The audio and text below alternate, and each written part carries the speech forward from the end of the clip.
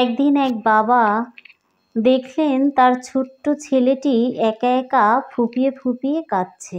বাবা ছেলের কাছে গিয়ে তার মাথায় হাত রেখে জিজ্ঞাসা করলেন, কি হয়েছে সোনা, তুমি কাঁদছো কেন? ছেলেটা উত্তর দিল, আমার বড়লোক বন্ধুরা কথায় কথায় আমাকে নিয়ে হাসি ঠাট্টা করে, আমাকে মালির ছেলে বলে গালি দেয়। বাবা এক মুহূর্ত চুপ থেকে বললেন, আমার সাথে এসো, আজ আমরা দুটো ফুল গাছ লাগাবো, এতে হয়তো তোমার মনের দুঃখ কিছুটা হলেও লাঘব হবে।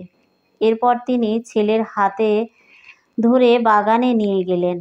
বাবা বলে চললেন, আমরা আলাদাভাবে দুটো ফুলের গাছ লাগাবো, আমি একটির যত্ন নেব, তুমি অন্যটির।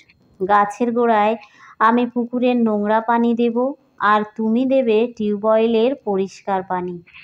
এরপর এক সপ্তাহ কেটে গেল। ছেলেকে নিয়ে বাবা আবার বাগানে প্রবেশ করলেন। ছেলেটি অবাক হয়ে দেখল, তারটার চেয়ে বাবার ফুল গাছ অনেক বেশি সতেজ এবং স্বাস্থ্যকর। এটা কিভাবে সম্ভব? বাবা মৃদু হেসে বললেন, নোংরা পানি একটি গাছের বেড়ে ওঠাকে বন্ধ করে না, বরং ওটার দ্রুত বৃদ্ধির জন্য সহায়ক জৈব সার হিসাবে কাজ করে। তাই আজ থেকে মানুষের বিদ্রূপ আর বাজে কথাকে পাত্তা না দিয়ে মনোযোগ সহকারে নিজের কাজ করবে।